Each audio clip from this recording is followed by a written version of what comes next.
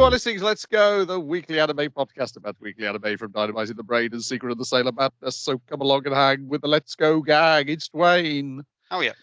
There's no Niall because we moved it. And really, I could have done with the rest as well.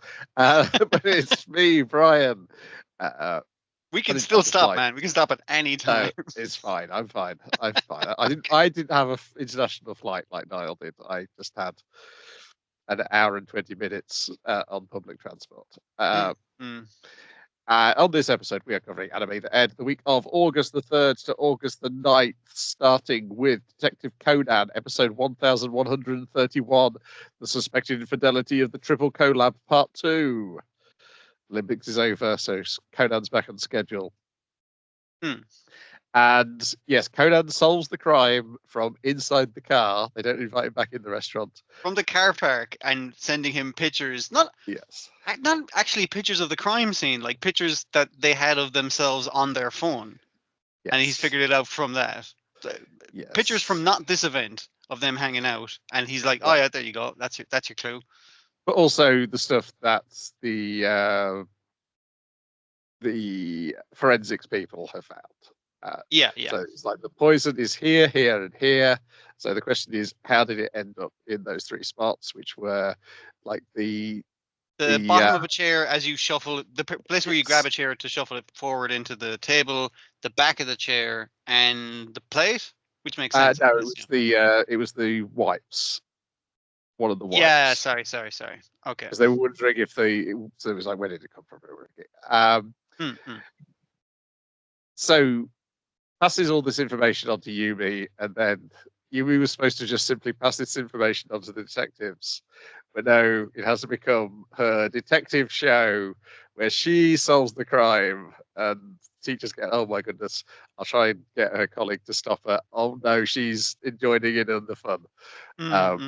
They're having too much of a good time.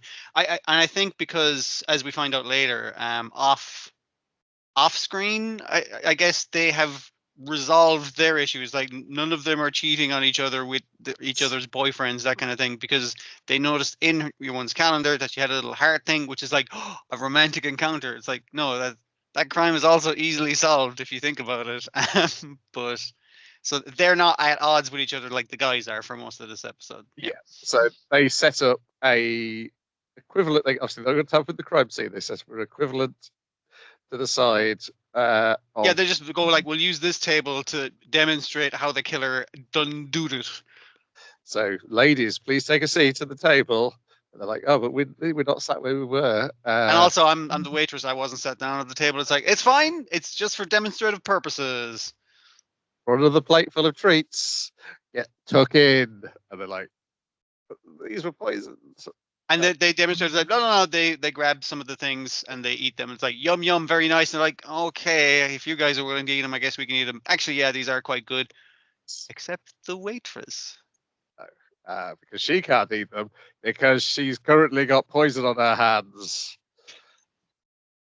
She poisoned her hands in order to correctly poison the right. I was going to call them donuts. They're not fucking donuts, but you know what I mean.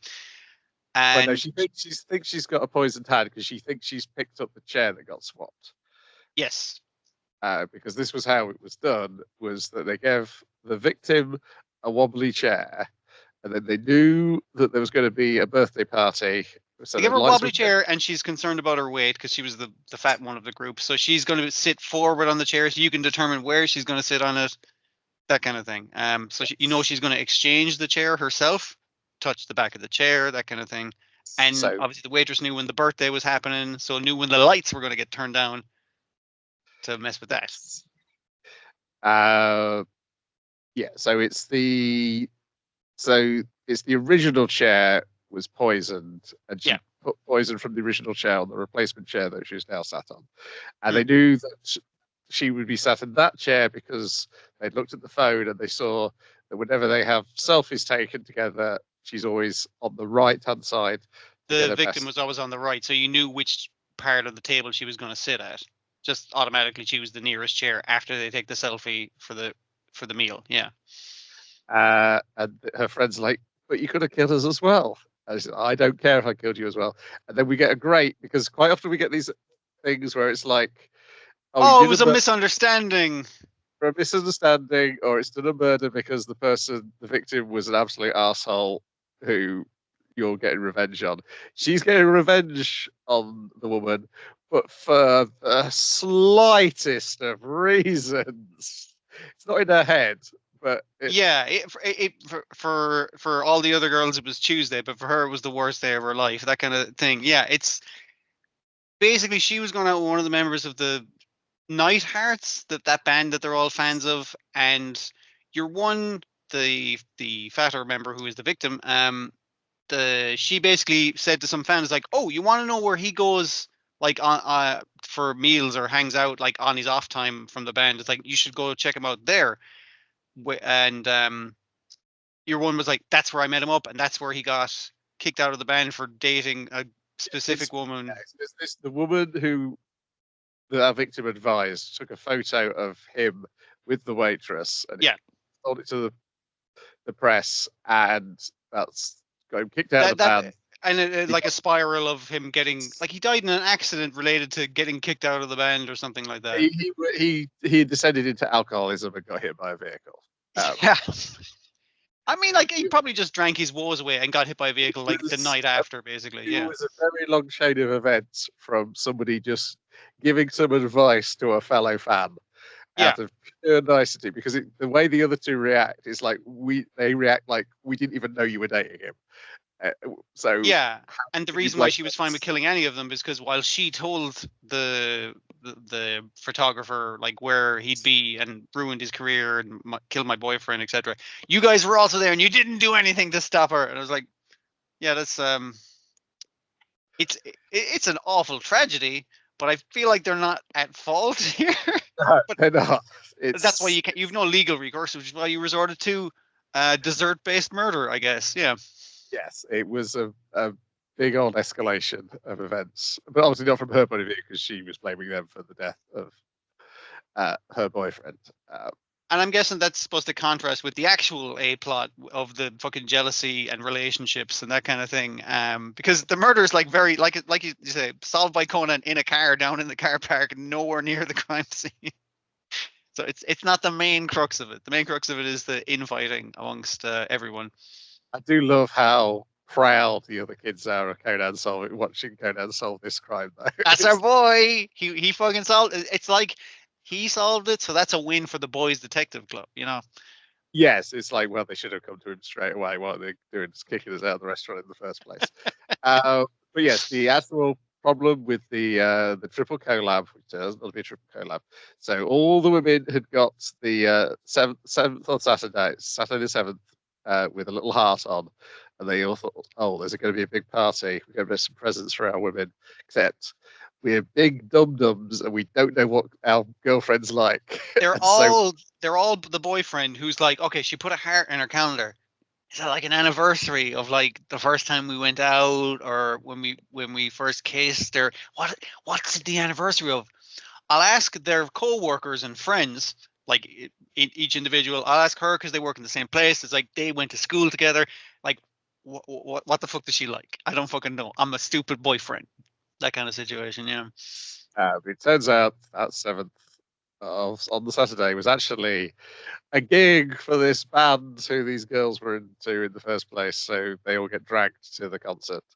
Uh, well, their girlfriends have a great old time. And Uh, they resort to telling puns and having a good time as well. So yeah, everyone yes, wins. I'm also like a knight because of this shogi pun I'm making. And they're like, ha ha, you're very good at shogi puns. No wonder you've got the title of being really good at shogi. Uh, yes, Hibara is not impressed with any of this. She was hoping for actual infidelity. Yeah, Um, actual fucking drama. She wanted to get deep in that. Nope, all easily resolved, except for the murder. Obviously, a person was killed. Like that is very dramatic.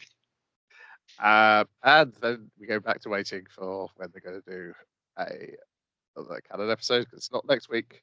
Hmm. And they've got to go back and do an arc. They hopped over for this one, which I think introduces a whole bunch of more mysterious figures at the end Hmm. of it, if I remember correctly from the comic. Uh, But yeah, this has got some rough old animation in parts where they're barely Yeah. on model. Mm. But yeah, I had a fun time with the crime. It was nothing too complicated. It was and it was like the stuff about like sitting forward, sitting back in the chair, moving it's like observations of how people behave in a Yeah. restaurant. I appreciated that it was general person observation rather than a fucking pun based on wordplay and shit. I was like, that I had a chance of solving this based off of like looking at humans, but like I didn't feel cheated like I usually do.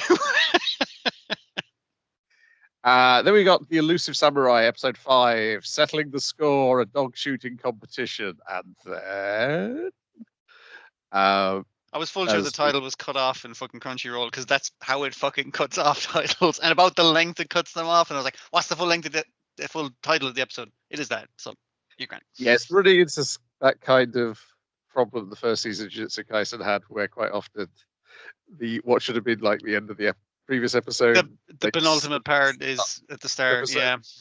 Yeah. Um, as we get the end of the dog shooting competition for about a quarter of the episode.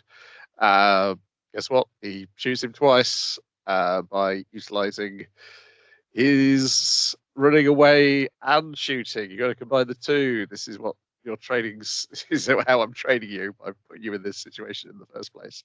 Also, because he's young and flexible and can turn around on a horse, that kind of thing. Yeah. And can also just instinctively discover ancient warfare techniques just through his urge to. Oh, yeah. Was it Parthian?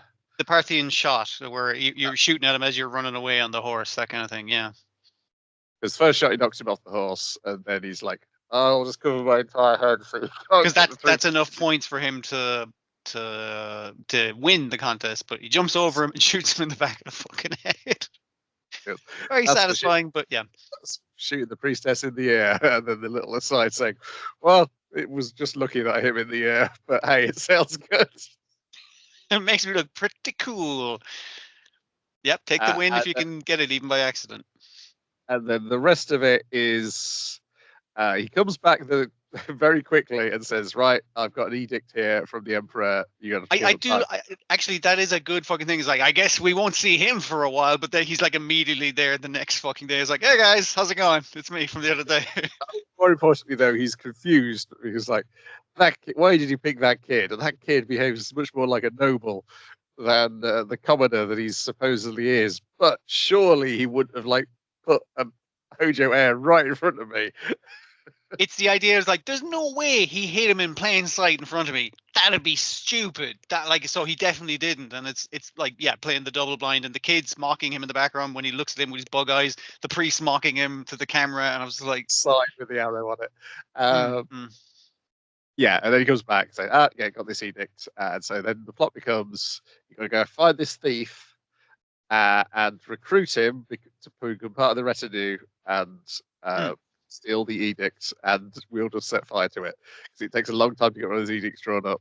Because it's a new government, it's slow to fucking get shit done, so it'll take a while for them to get this permission again. We can't stop the fucking the president's permission kind of thing, but it's like, but it will take a long fucking time for that to be re-upped. So as long as we can get that, he can't do shit without it. And also it's like, should we be getting a thief? We're honorable samurais. Like, no. We're the runaway samurais. We use underhanded methods, so hiring a thief is fucking perfectly in line with everything we do. This is Kazuma Gemba. They moved his little flashback to the start of this part of the story rather than in the middle. I think it works better that way. And essentially, his master died and explained to him that don't do things for honor or loyalty, do it for money.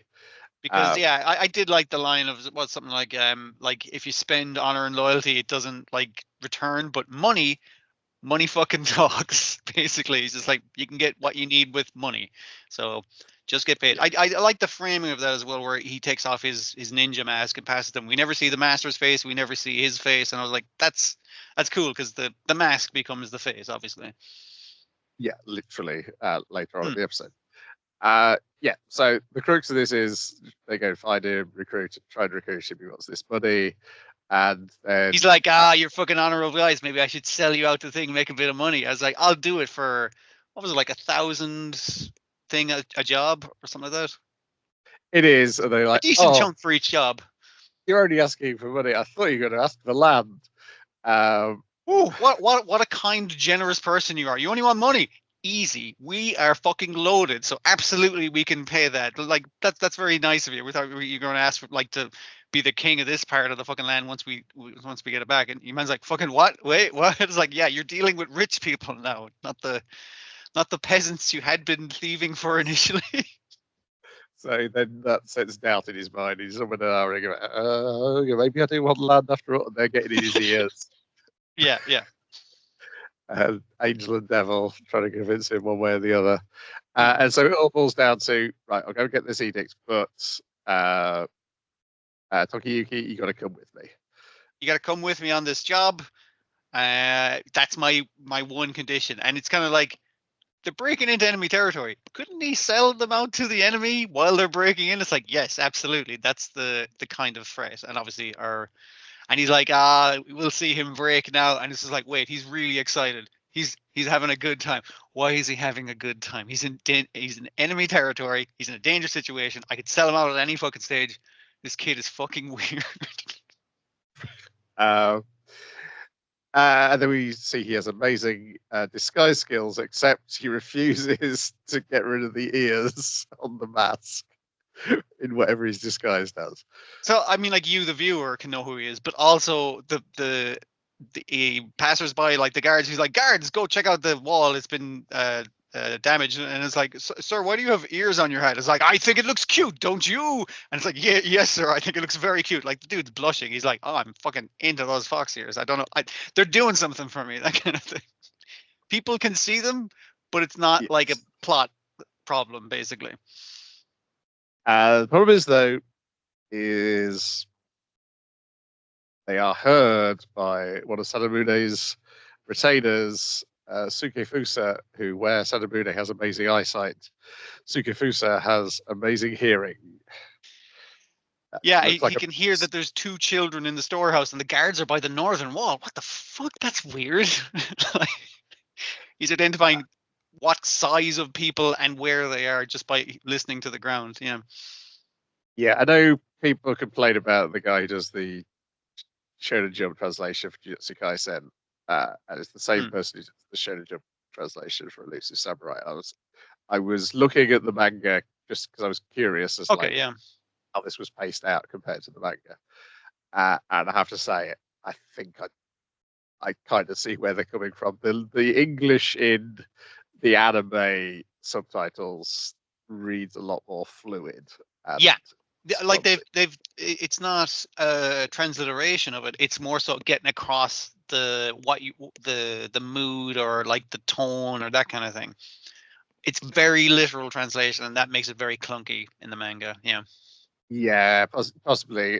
The final line seemed very different between how it is here and how it's in the Viz translation. Mm. So normally I all the Jujutsu Kaisen commenters, I was like, just keep it down. You're not going to get anything changed. But I guess I Yeah. can Yeah. slightly see where they're coming from when you've got the two. It takes from it, especially like Jujutsu Kaisen, which is very wordy at times. So it's just like it kind of takes from it when the words don't flow very well. Yeah. But that was Elusive Samurai. Yep, we've got not quite an ally yet, but I assume we're on the way there. He's in the opening. Where he's probably in for the long haul for now. Yeah. Next up on the list is One Piece episode 1114 for the beloved pupil, the Fist of Admiral Garp, which is kind of all about One Punch. Yep. As Garp Kobe's on the run. I keep wanting to say Full of Lead Island. It's not Full of Lead Island. It's it is, I think it is in the Oh, I English thought they translation. changed it. Oh, Uh, I must be mistaken. Sorry. Let me Unless just they check. named the guy who is possessing the island, and that's why I've gotten confused. It's Full of Lead in Viz, Beehive in the Funimation subs. I don't know Yeah, what it yeah, yeah, is. yeah. don't know what it is in the Crunchyroll currently, but yeah. I think it was Beehive is what they called it as well. Okay. Yeah, that's what was throwing me. But yeah, he's on the run from there. He's distracting himself. He's been the distraction while the other prisoners are escaping a different way. The different new and upcoming captains of the Navy are there to help aid his escape, and also Garp does like a warm-up punch and one punch. That's most of your plot. It's a pretty good punch. It's all going well, and then Kusan shows up. Yeah. And then bit of background. Kuzan is this. He hasn't been in a while. We should probably explain who Kuzan is. Kuzan is this guy. Yeah. Uh, Sorry. Freezy Samari, who I believe is the only other character who has the same dialect as Aikadu. So Oh, okay. possibly is his daughter. Don't know for sure. She's gotten way more characterization in this one episode than she has in the comic, where she just kind of like. It feels like more anyway. I don't know. Maybe it's the acting. It's making it come across better. Yeah, I think it's just the acting. Next week, there's something which is definitely fleshed out from the comic. But yeah, her thing is she's got these bullets that Vegapunk invented, which turn gunpowder into flowers. Hippy dippy nonsense. It is. I'm sure I had a children's book from the 70s with exactly that thing happening in it. The visual imagery is strong enough that it's like, that'll be a cool power. I'll put it in One Piece. So yeah. Yeah. I can't remember her name. She is related. I think she's the other one's related to Suru, the one who can order things to move, even though they shouldn't be able to move around. So she has a sword, like it's a sword handle, but it is a whip, and she's whipping the buildings, and the pirates realize, like, wait a minute, was this open area enclosed before? How come there's no gaps between the buildings anymore? Oh Jesus, that's Garp in the sky. We're all fucked. Yeah, and we've also got the prince Yes. of the Navy who has the clay power where he can create golems. And obviously put a soft landing in for Garp's ship, because how Garp arrives on the scene is he does like and I wish they kind of kept the sails up, because it would be a nicer visual, but he does like a warm-up punch spin that in the wake of it, his entire fucking ship is launched into the fucking sky. Does a jump off it, and then like does a single punch down in the middle of this big area that all the pirates have been corralled into. That is so fucking cool looking, because it does that thing where it separates the visual of how to represent Garp's punch and what is actually there. So you see the full lead island, but below it, it looks like Garp has jumped into outer space and is about to impact like a meteor in the middle of this fucking town square. It's very nice. Yes, this is Galaxy Impact is the attack. Yeah, Kujaku is the one who can also a fruit called is the Muchi Muchi no Mi, which translates to the whip fruit. Yeah. I can't even call it a barely concealed fetish. It's just a fetish power. She's a disciplined woman, is what the powers turn her into. So she whipped those buildings into shape. The shape of a crater for Garp to make, basically, yeah. I like the pirates giving out. I was just like, fuck's sake, Garp, that was too fucking much. Like, they don't respect him at all. It's very funny. Prince Groose is a rear admiral, and Hibari is a marine commander. Yeah, she gets frozen, and yes, it's going to be Garp. Is to protect one beloved pupil. He's going to have to beat up another beloved pupil. But not before we get a load of flashbacks next episode. I mean, like, if anyone knows that someone close to you can go bad, it's Garp. His son, his grandson. Like, it just keeps fucking happening, honestly. Yeah, he just keeps on looking for sons who will behave themselves. Kobe's there so far, which is why he's below it, I assume.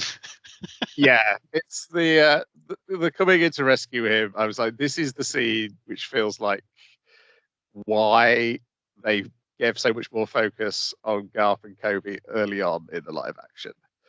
Yeah, no, like despite it not being in continuity or whatever, you can see it's just like this is the focus of the story. I didn't really do it at the time because it sort of became clear what the focus of the story was as the years went on. Yeah. Yeah, I think that's going to save them time later on in the live Yeah. action because Yeah, yeah, yeah, yeah. sooner, and you could just move everything along a lot faster once now that's established. So he can get retired within the 5 years that I'm sure it'll take One Piece to end. Yeah, it's not one of the episodes where it's amazing all the way through, but once the punch comes, it's pretty great. It's worth just checking out that animation. I do like the contrast though, because obviously we've been doing in the last couple of episodes in the last while. It's like here's the one of the worst generation guys gone. Forget about that fucking guy. Here's another. It's like fuck that guy. And Kobe's like the opposite of the worst generation because even contrasted with the other captains who come to his aid, the other up and coming young bucks of the Navy, and he's being rescued by them because this next generation is getting protected, that kind of thing. And I was like, I kind of like the contrast between that and what we've seen before of all of the worst generation just getting taken out. Yeah, and we end with the beginning of the flashback of how Kuzan met Blackbeard. Mm-hmm. Blackbeard I do like the Kuzan's simple thing of just like, hey, Blackbeard, I know you could use your earthquake fucking fruit, but I've frozen your crew, so they will be shattered. So how about we fucking talk? Yeah, it's an amazing hard cut from how this episode ends to the next week's episode. Ooh, good. Then we got Kinnikuman Perfect Origin Arc, episode 4, the thing I accidentally started going into last week. So I was so excited to talk about it, and now I'm trying to remember. Though. I get it. So yes, those mysterious guys, it's the Akuma Shojin. They're all going to take the place of the idol Shojin, bar Kinnikuman. This does happen that all of these are their hometowns as well. I guess a mountain can be from the Grand Canyon. If that makes sense, sure. But it's very funny how the perfect Shojin are like, well, they're definitely going to be sending the right person. I'm not going to be surprised at all. Yeah, because they're expecting the good guys to show up and fight them honorably, but all the heels have shown up and are all fighting dishonorably. It's really, it's good. Yeah, so Stakaskin is the first one we meet, the personal stereo wrestler. Like, and then just referring to him as outdated technology. It's like, no way, man. I got some brand new tapes I've been wanting to try out. I keep forgetting to say about what's the guy he's fighting? The Motorman or something like that. I can't remember his name. Yeah, let me find these guys' names. So he keeps doing the Bosch, like saying that word out loud to presumably sound like an engine. But I love his fucking indicator eyes. Like it's like click, click, click, click, and I assume that's him like loading in the moves or something like that. But it's a really funny visual where every time he gets his ass kicked, his eyes start like turning on and off like indicators on a car. Good shit. Yeah, perfect large numbers. So these perfect. Or hang on, perfect large numbers. Yes, Strong the Budo. Yeah. Let's go through these guys. Dalmashiman. Yeah, it's a weird way to pronounce Dalmatian. I remember that much. Ends up fighting Black Hole. Yeah, because he punches the masked figure in the head. It's like, ha ha, there was a hole where my head was. That did nothing. I feel like that's only going to work once, but you know. Turbo Man is who. Turbo Man. Yeah. Peekaboo is fighting Kinnikuman. Fucking more horrifying than I could have imagined. Good job on that. Dear. Luckily, Mita's accompanied him to offer him advice. But it does mean we get the silly Kinnikuman voice. Yeah. Yeah, I'm fine with that. Like, I did not realize that Kinnikuman was as silly as he is, and that what's his catchphrase again? Something I don't even need the push of my farts. That seems to be his standard catchphrase that he ends things with. It's an amazing catchphrase. I just wasn't expecting it. Buffalo Man and Springman, yeah, Coilman. they show up. They're sitting it out. It's like, oh, thanks for helping us out, says Terry Man, and Buffalo Man slaps it away. It's like, I'm a fucking heel. I'm not here to help. I'm only here to do whatever the fuck I want, including stealing these audience members' chairs or tucking into their lunch in the middle of this fucking world-ending event and sit down and watch it from like everyone else. It's like, yeah, sure you are, Buffalo Man. Sure you're a heel. All right, whatever. What? Crushman is fighting Master Carmen. Yeah, he's fighting a mummy, and the difficulty of that is like, how are you gonna crush me? I'm just a head biting your neck, fucker. Which is like, yeah, I guess that does kind of mess up with his whole thing. He grabs his whole body. He's not disparate parts of guys. Uh, Marlin Man is fighting. Oh, I've forgotten his name. He's the other. He's a water-based guy, so it's perfect in the middle of the Thames. he Um, is he is fighting Atlantis. Atlantis. Yeah. The fish man, the gill man kind of looking guy. Is that everybody? Oh, and Mountain's fighting Strong the Budo.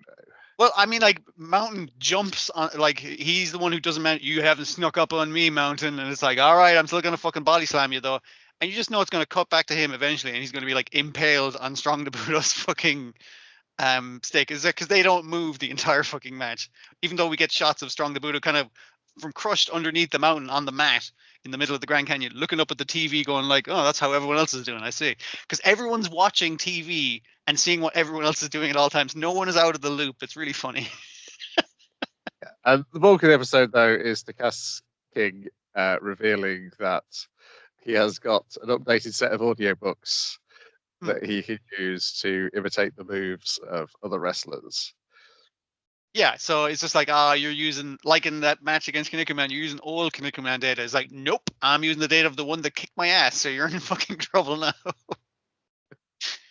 And now I'm gonna at the end. It's like, okay, I'm gonna bring in the guy you wanted to fight in the first place.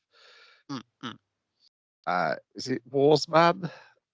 They're fighting in Russia, so yeah, I think it's Wars Man, the dude with the black mask kind of thing. Yeah, isn't that? Yeah. Yeah, no, that's Wars Man. Yeah, I think he's a robot. He was like built. He's a cyborg at the very least, or something. Yeah. Yeah, and that's kind of where it ends. It's like, I'm going to use what the guy I've beaten you up with all these other wrestlers. Now I'm going to actually fight you as the wrestler you thought you were going to be fighting. But yeah, it was so exciting. Just it's like, yeah, the bad guys are the good guys, but they're still the bad guys because Buffalo Man's gone back to being an Akuma Chojin for reasons we're not going to really go into yet. He's working for the devil again, seemingly. But yeah, actually, I think Springman says something like he has sold his heart to the devil again or something. Yeah. So we'll see what happens. Yeah.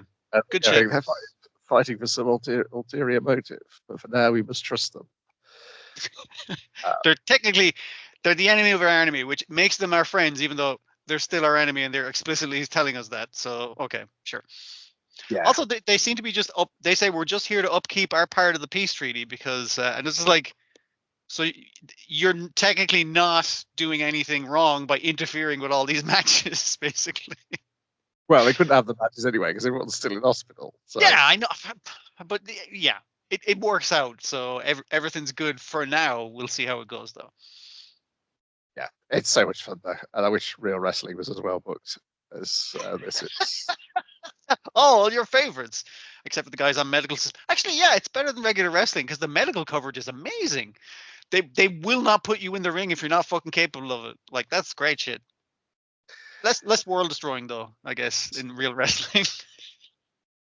Then we got Mayadaka Punch episode 5, Blood or Die, Desert Island Survival, in which our heroine is annoyed at Levay and so sends her off, packs her and the girls off to a deserted island to film. See how you like it trying to film these idiots. I'll give you 7 days to survive. Get me some fucking footage while I do a bunch of editing and posting, and all the busy work of that. Yes, because essentially she's more annoyed at the other three than she is Levi, because the other three are not there when Yeah, she's. Levi's motivated to actually get these videos in because she wants to suck her dry. As they keep fucking going on about. But the rest of them are very unmotivated. So it kind of puts her in the position of you trying to organize these fucking idiots to make a video. So how do you like it? Not much. Not much is the answer. Like my favorite bit, I think, is like when Takage, you want to go out there gambling all the time, and Fu, you want to do, you want to go singing, and Ichiko, I guess you want to go shopping. She's like, I don't know what Ichiko likes. Yeah, Uh, so she basically like she motivates her sub vampires by going like, "We'll make a bunch of money so you can go gambling." Yes, we'll give you opportunities to go singing and like that video. Yes, get you some snacks. All right, okay, that's good. That'll do for you, right? What I don't really know what your thing is. You're one of my vassals, but I don't fucking know. yeah, and Levi's tried really hard to do this properly, and Ichiko and Takagi keep on using their vampire powers. To make survival on a desert island very fucking easy. Yeah. Yes, because it's obviously they've got additional problems being vampires. Is they can't be out during the day on a desert island. Hmm. So wisely, they built themselves a nice uh, wooden house using their vampire powers. But it was like, can't do that. That's ridiculous. Knock Hmm. it down. Get onto this tarpaulin. So yeah, it's very much Live and Fu are the responsible ones. Ichiko and Takage are the idiots. Yeah. Yeah. And this plays out until they realize that actually they are all idiots because they forgot to bring the blood with them. After that, after 3 days, they are starving to death. They are too weak to go fly back to the mainland, or swim back to the mainland, as we see a montage of everyone getting fucked up trying to do all those things. There's also a typhoon. Yeah. There is a typhoon as well, and just the kind of intermediate shots of checking in on our girl, like doing editing and just like getting a little bit of fucking sleep back, and just like you see the weather reports and she's not paying attention to any of that shit. Because even if they were perfectly functional vampires, with ample supplies of blood, it's like that's still bad, Yeah. though, right? Also, That's she somehow manages to avoid tripping over the box of blood for 8 days. it's only on the eighth day that was like, "What the fuck is this cooler full of blood? Oh shit! I should probably do something about this." When she does, she gets Yuki. They're rescued. We don't get to see it, but Yuki informs us that Masaki was crying, begging her to help, and that will only work once. You're not going to do it again. And of course, Masaki's like, I wasn't crying. Um, Because they are behaving like assholes. Because yeah, yeah.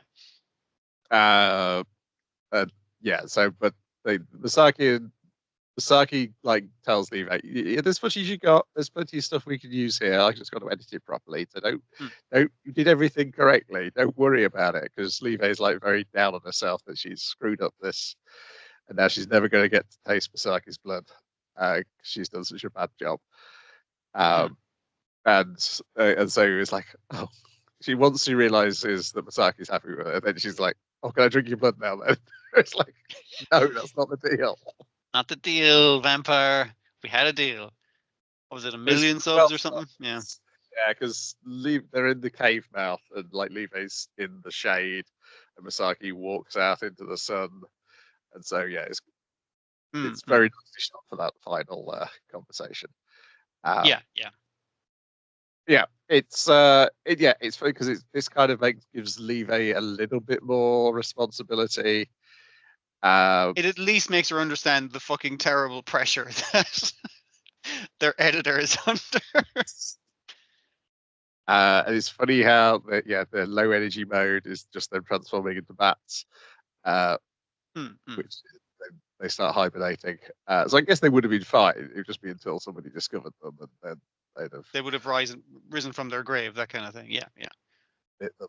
It's kind of, it's not quite the very special episode of last week, but it's kind of like, see these characters like just get into fucking a very miserable situation, but for comedic results, so it's all right. Yeah, yeah, yeah. And yeah, there's fun things where like Levi is pretending not to have vampire powers for the camera, and then as soon as she switches this camera off, she's like flies back with the tarpaulin. Yeah, she Um, like, I was like, oh cool, a tarpaulin and some driftwood, that's perfect. Like sets up the camera. It's like, whoa, this driftwood is so heavy. And it's like, all right, I got that shot, and then flies back with all of the driftwood and shit. It's like Levi and Fu know to pretend to be humans. And Yes. They've been generic. around long enough to be sensible in that way. Whereas the other ones is like, I just chopped all these trees down with my vampire bars and constructed as a log cabin. And it's like, it's night one of our survival fucking thing. There's no way we should have a log cabin by now.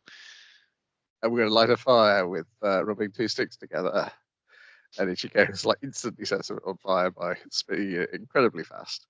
They start drinking salt water as well. But this is about usable footage. The drinking the salt water and lighting the fire super quick. You could pass it off as being A, an idiot, and B, special effects. Yeah.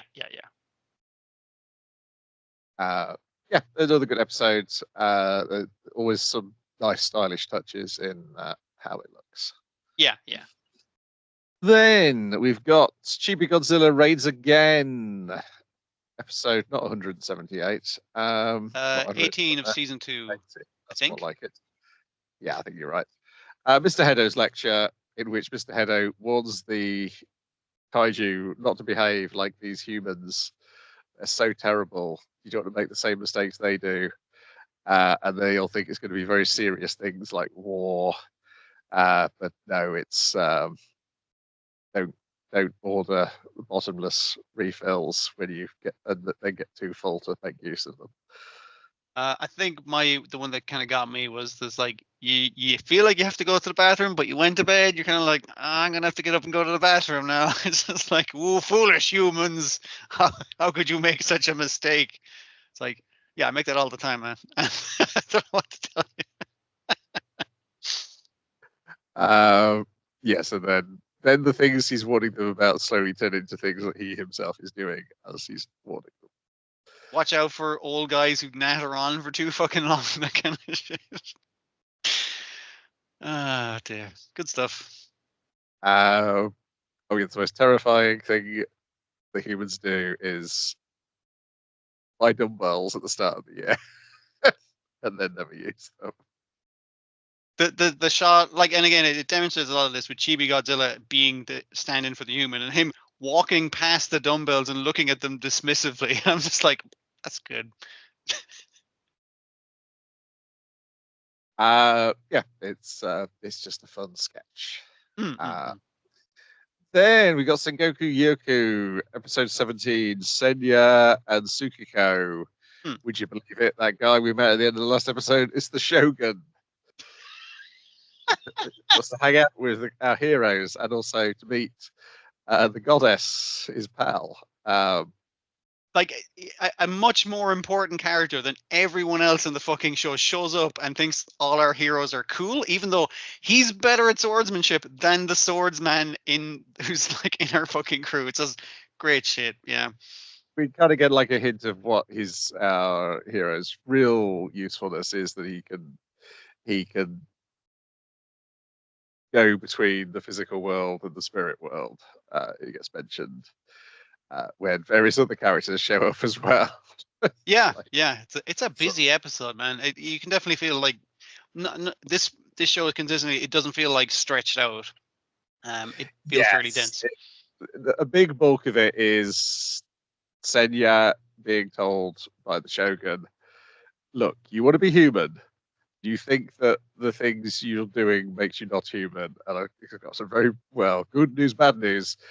That's what humans are like. Humans do wars, man. Even without fucking like monsters around, like they still fight each other and kill and murder, and it's like the same things monsters do to them. So humans are also shit. Also capable of being good, like monsters. Like it's a person or monster by monster basis. You really need to judge better by. And if you want to call yourself human, you're human. That's grand. I don't have a problem with that. Yes, and there's later in the line with Shinsuke, it's like, yeah, you need to make friends with I can't remember the term for the creatures inside him. They're I always call them like monsters and yokai and stuff, but the show has a term for them, and I always fucking forget the show term. Yes. Yeah. So you got to deal with them on an individual basis, and some people would try to make them into tools, and You don't want because to be doing that. and it's coming across to that because when you hear those voices screaming at him constantly, they all have similar things like let's fight that dragon or let's run away from that dragon more often, but like they wanted different things even if those things line up, and if you're treating them as a massive whole, you're not getting the best use out of them. Because he's talking from experience from the first season of like some people dominate the fucking spirit that's possessing them so they can control it. Sometimes the spirit dominates them. The best ones work together, which is what his girlfriend could be if they ever rescue her from being a rock. We'll see. We'll see. Probably. Dragon comes back.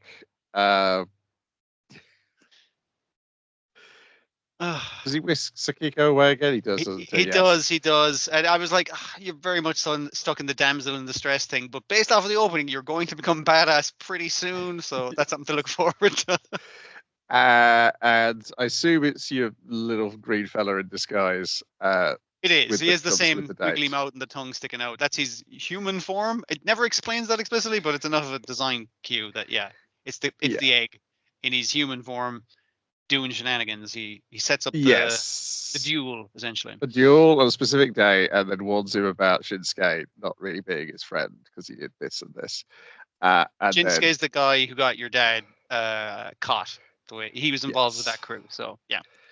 yeah, and Senya's like, well, while I don't necessarily think that Shinsuke's bad, I don't necessarily think that guy was lying either. Yeah. It's the idea that good people can do bad things, or maybe your dad was actually kind of a cunt. Things Uh, are complicated. Yeah. and then meanwhile, the Shogun's having a conversation with Shinsuke, and the same date comes up. And it's like, oh yeah, that date. This is the date that this guy's going to come here and kill me.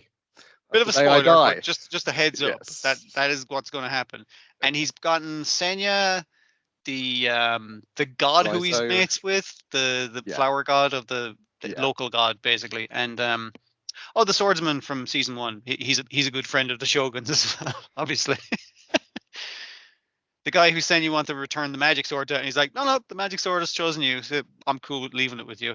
You did break it fighting that dragon, but you can get it reforged. It's just a magic sword. Just take it to a weaponsmith. They'll just get it right back up to snuff. It's your sword now. Yeah. You're cool. I'm going to say, because he mentions, yeah, get it redone as a short sword. I was like, oh, okay, what if Sakika is going to end up using that? Yeah. Or is he gonna get a reforged for her? That kind of thing. Yes. Yeah. Yeah, so now we've got either the ability to see into the future or time travel or And it's like it fits into the Shogun's entire fucking shtick because he's like, oh, he fights Senya as a in a martial arts thing, kicks his ass immediately. Like, so he's good at everything, but he's a weirdo. He dresses like a bird. He keeps jumping off the fucking roof and says, I can be whatever I want to be. I choose to be a bird. It's like, but he's not crazy. He's like very astute and apparently precognizant of the future as well. Like, so the fact that he has to bring his friends, the gods, over to say, "Hey, I'm gonna die on Tuesday. Just a heads up, everyone. Keep your yeah. calendar free."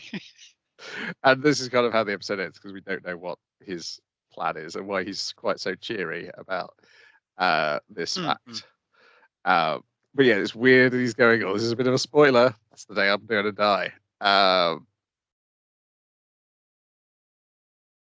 Yeah. I don't know where this is going. I suspect, based on the previous work of the author that we liked, who knows? Could be going anywhere. Could well be Yeah, time travel. that's one of the many things I do enjoy about the show. I'm just like, I have no listen. I see in the opening that our girl is going to become a cool swordsman. She's already good, but like she's a little kid currently with no powers. But she's Yeah. going to become a good swordsman. Excellent. That's all I fucking know is going to happen.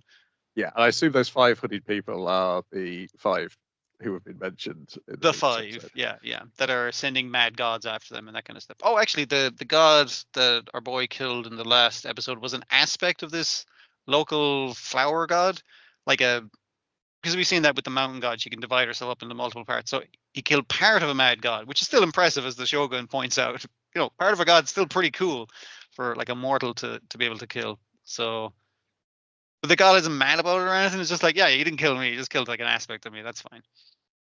It's a weird show, and you can't tell where the fuck it's gonna go. It's good. Talking of weird shows, My Dear Friend Nokitan, episode 5, Dig Up the Dirt, and My Dear Friend Nokitan, episode 6, The Summer Deer Festival. God, trying to keep all this in my head is going to be difficult. Well, Yeah, possibly not worth trying on episode 6. yeah. Oh man. I was warned about this at the episode 6 at the convention. It Yeah. was it was somehow both less wild and more wild than it was described to me. But Yeah, before because that, we got episode yeah. 5, which is a standard one. Mm, Three mm. stories. First part is she's got a love letter, except it's not a love letter, it's a challenge to a brawl with other delinquents who want to take her place on the The throne. title, I guess. Yeah. Even though Yeah. she's seemingly given up the fucking title, she's like, I'm a regular student now. I'm an honor student and shit. I'm on the council, so not really my thing. So I decline from fighting. But Nokatan has also shown up to the duel and is down to fucking throw down. Yes. She's bought boxing gloves. Uh, I mean, like, that's fair. The other delinquents brought what, a baseball bat with nails in it, a fucking kunai chain thing, tasers. and a taser. Yeah, or actually dual tasers. She's dual wielding those fucking things. It's like, Jesus, they didn't come to fuck around, or they did come to fuck around, I should say. Yeah. Oh yes, it's got one of my favorite lines. Koshitan, did you forget who I am? I'm a I'm a human deer hybrid, the ultimate primate. Uh yeah, yeah. Uh, Just a stupid show. The second part is she's following Nakatan around, trying to figure out dirt. This is the dish. This is getting the dirt on Nakatan because Nakatan's driving her crazy. If I get Uh, dirt on Nokatan, maybe I can fucking wrangle the deer club into something sensible and that kind of thing. Is like, wait, is she fucking homeless? She's been sitting in the park for hours. It's like, you've been sitting in the park for hours watching her in your clever disguise. But uh, no. no, no. She goes home to the deer exhibit in the zoo, and she's like, "Why is there a deer exhibit in the zoo? What a strange zoo!" And then also now she's talking to the people looking at the deer exhibit. She's Now explaining the deer exhibit to the thing, and they're like, "What clever deer they have!" It's like, why aren't they reacting to a small girl in the fucking deer exhibit yeah. in the zoo? Yeah, Would you like to buy some deer crackers? Uh, which I will then immediately eat myself.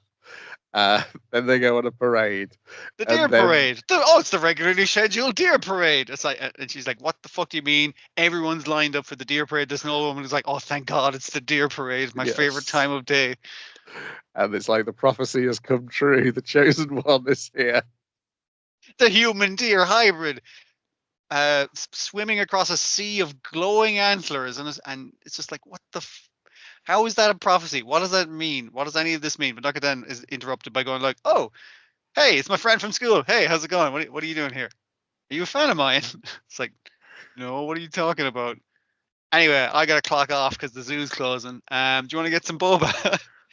And she has such a nice hanging out with her friend after school thing that she forgets to follow her home, which she's going to now after the boba tea.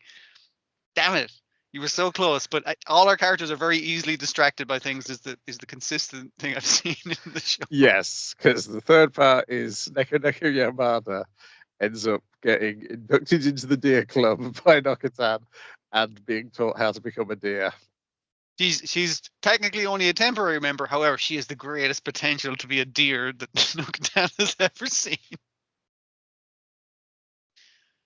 And she's so like, I've got potential to be a deer. Not and never comes into her mind is like, why the fuck would I want to be a deer? Like, it's just the fact that she's been complimented has entirely distracted her from digging up any dirt on the deer club.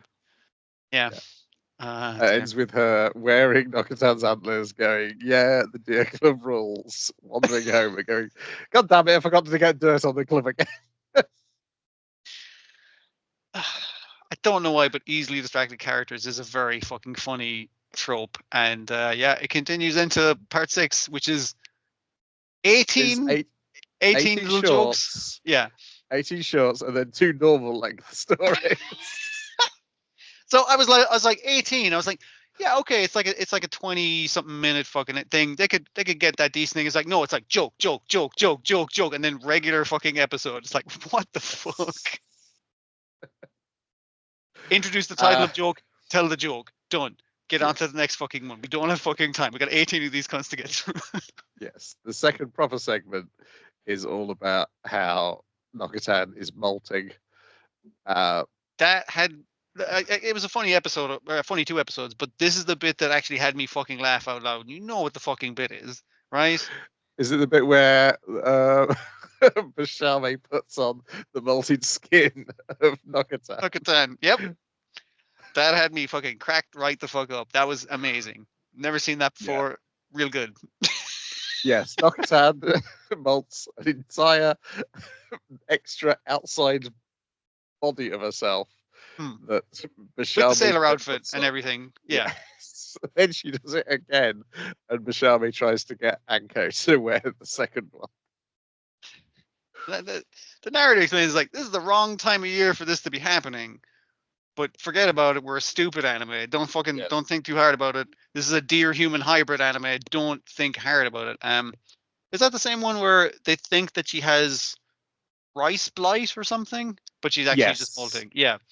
I don't know what the Yeah. proper term is for rice blight, but yeah, it's like, oh fuck, she Yes. got that rice disease. It's like, no, she has dappled deer skin on her uniform and face and hair, because apparently it's all fur. That's all deer fur is her whole fucking thing. Yeah. And then the final part is Nokatan has discovered a Tsukinoko, and so therefore takes it to the school council to be dealt with. I mean, like the school council is having a so how are we coming along and destroying the deer club? And the other two was like, what the fuck are you talking about? You never fucking mentioned that to us. And also Nokatan is there. It's like, enough about destroying the deer club. I've got something more important. I've discovered a Tsukinoko, which is a knot of deer antlers, I want to say. Yes, that's kind of Yeah. what it is. But it is alive. It is alive. It is wiggling. It is a It won't. tentacle of some kind. It won't eat deer crackers. It eats chalk. We get a new opening in my dirt friend Tsukinoko. The narrator is more and more a part of the show throughout these 2 episodes. There's the bit where they're Sometimes discussing. they reference him directly. Sometimes we have our one kind of going like, I feel like someone's talking shit about me, because she can half hear the narrator. Sometimes they just directly fucking talk to him, and he responds in kind. Yes, because he's like, summer is finally here. So what's so unusual about summer? And he's like, well, because it took in the manga, it took 3 years before summer came around. So it's a big deal we're doing it so early in the anime. Yeah. Yeah, and in this part, he mentions that, oh, even without Koshitan, Neko just slips right into the shouting and knockdown roll. It's like you're not missing her. Yeah, You so hardly noticed she's gone, didn't you? This whole fucking this part of the episode, and I was like, yeah, you're right, narrator. I haven't fucking noticed that. there's no resolution to what this Tsukinoko is. This No, the personality is resolution is again people being yes. distracted, because it's like, holy Yeah. shit, you're a Tsukunoga whisperer. It's like, oh wow, I feel great about this. So then when Nakatan or comes in, Yeah. sorry, Koshitan comes in, she's like, hey, what the fuck are you doing? What the fuck is that? Like, she's the new character who's like, what the fuck is that weird thing on the table? And everyone else has grown acclimatized to the weird thing. Yeah. So now she's the outsider. So they could just keep fucking doing this as more people enter the room if they wanted to. Yes. Yes, because Neko's against it until she touches it, and then she becomes the Brooklyn Nine-Nine meme. I've only known this Tsukinoko for 5 minutes, not do anything to protect it. Yeah. Yeah, these were 2 very silly episodes, and yeah, I'm really enjoying this show now.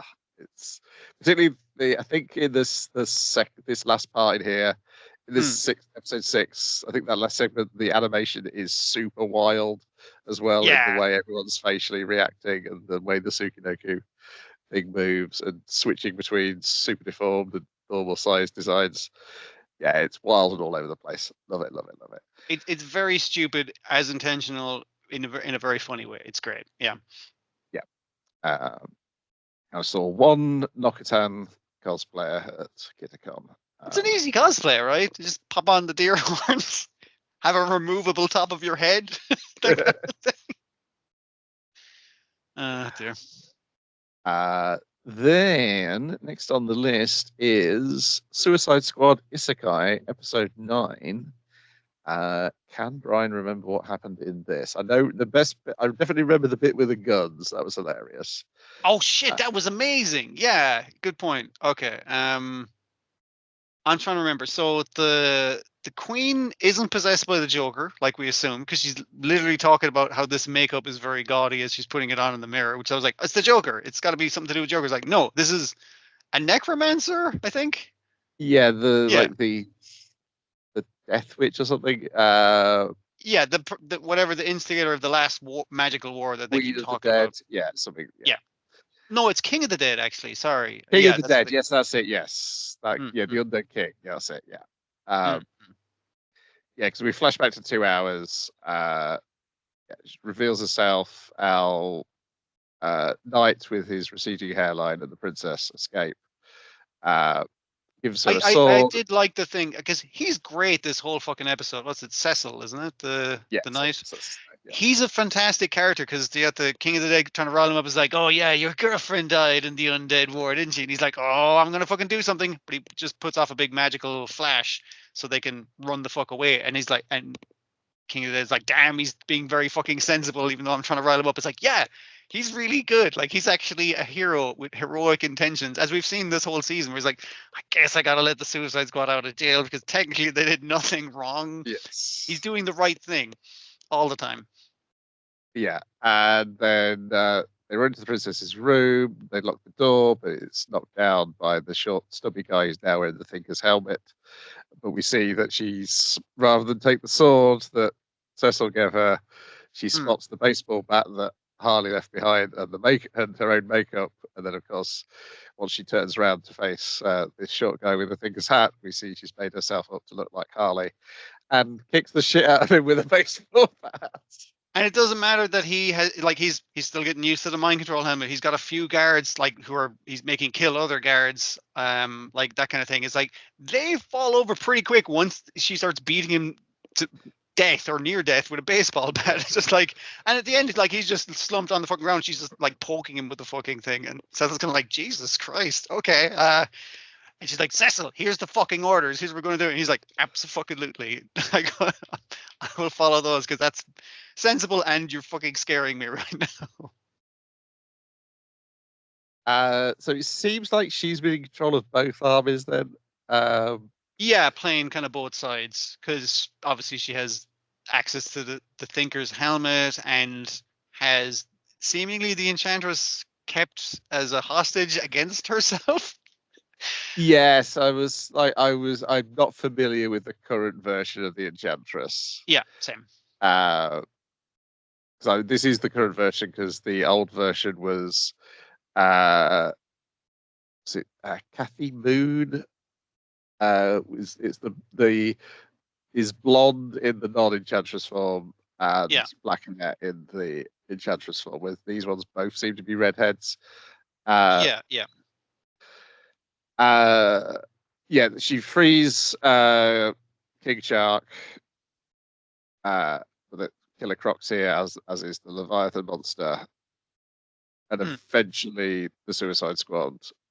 Uh, Well, they it see is like something's going on at the kingdom. We literally have to do this now, or Amanda Waller's going to blow us up, and also yes, we're going to fuck over everyone. That is their current plan. So they're as they see the princess projecting onto the big screen, it's like, hey, everyone, evacuate to the castle. The castle will protect you.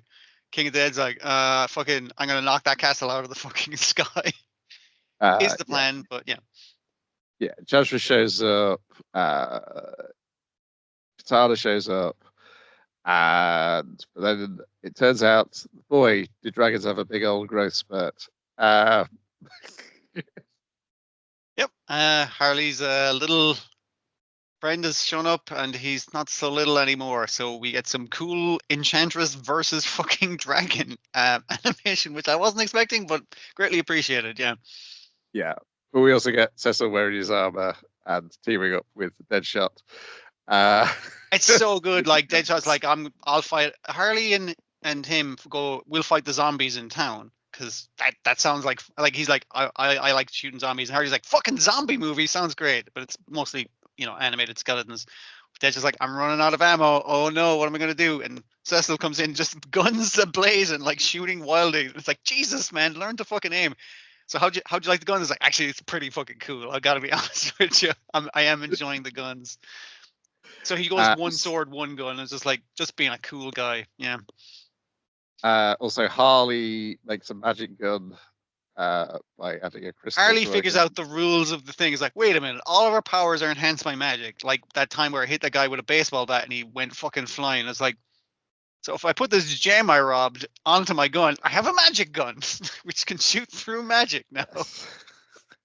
That's it. That's all you need to Yeah. do. Yeah. Peacemaker leaps out of a tree at one point using the American flag as a cloak.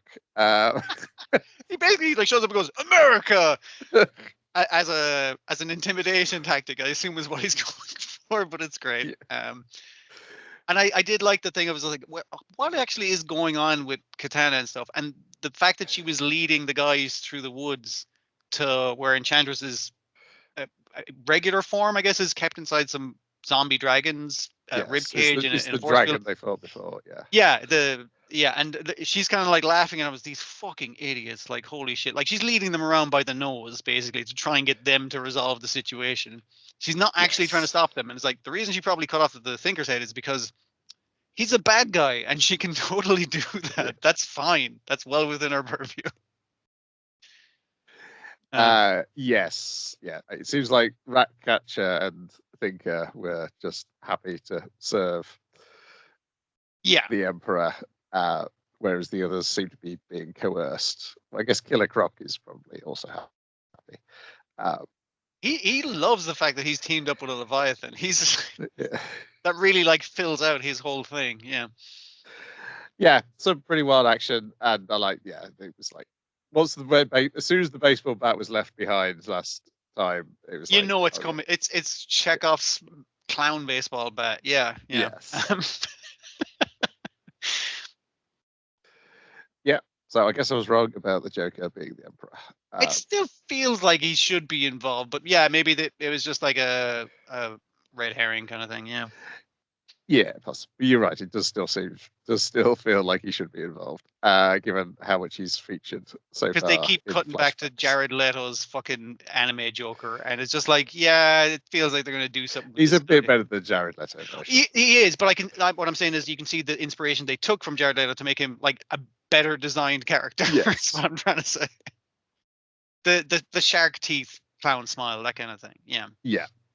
Finally we've got the returning dungeon people, co-workers, family. Uh, she has a bit of a fight with the dragon. The pair of them decide after one's lost an eye, one's lost an arm, that we'll call it there for a night. Oh, the dragon lost a toe as well, so that Yeah. sucks. Then the dragon's like, I don't like feeling pain, so how about we just call it a draw? Cool. So you don't like feeling Yeah. pain? What the fuck? Is like, yeah, he's level fucking 10. He doesn't generally have to work this. Sorry, he's level 9. He shouldn't have to work this hard. Yes. Then we get a brief discussion about D&D magic weapons and monsters which require magic weapons to hurt them. Ah, and how that might work, and how her father figure is probably a monk of some kind, by the way he can force his magic he into his arms. he channels magic through his limbs. Yes. What you mean key? Like he uses key points and Yes. shit. Like it's like, yeah, Yeah. basically. So he's probably multi-classed, is there that? Yes. And she can't figure out whether she lost her arm because of the fire that the dragon was breathing on the arm, or whether she forced too much magic into her arm rather than And through the exploded sword her as she arm. normally does, and it blew her arm up. But she is like going, I'm a better, because she's always had to use the swords, magic weapons instead, because she was never able to do what her dad did. Yeah. But she's wondering if she's getting more powerful, and so maybe this is a route she can take. Now, and then we get to the crux of the episode, which is What's my job? what's my job? Why am I here? I can speak to the dwarf. What's my role, manager? And she's like, well, I'm just giving you a general idea of the business first. And it's just like, yeah, but what am I going to do? Like what day to day? Yes, you're just here. It's not like a mission from a guild. Part of your job is just to be here. And even pointing out the things of like, is like, well, you helped restock those chests. And it's like, that was like me helping out because you were stuck in the lurch. It's like, well, you took over that skeleton and helped fight those adventures. Like, because I asked to. That's not a job. Yes, and turns out that really Belle doesn't know what she's doing either because she's the dwarf. Dwarf gave her this description of the person who she should hire, which was an impossible person to find, and yet turns out you are that impossible job description I Yeah, gave I her. set the bar really fucking high, so she just thinks Yes, she can't fill it, and is like, nope, no, you actually do fulfill everything I set out to do. But what she really needs is a friend, girlfriend, or no, yes, just a friend. Just yes. let's not get She crazy yet. she's a lonely weirdo who needs a friend, and it's like, well, you're here. Why can you fulfill that role? And it turns out because he's also a lonely weirdo who needs a friend, and they're all three lonely weirdos who need friends who can't really vocalize the fact that they need a He friend to each other. His thing is more so that he's got like what do you call that? Like that male posturing thing where, you know, she's like, hey, I consider you family.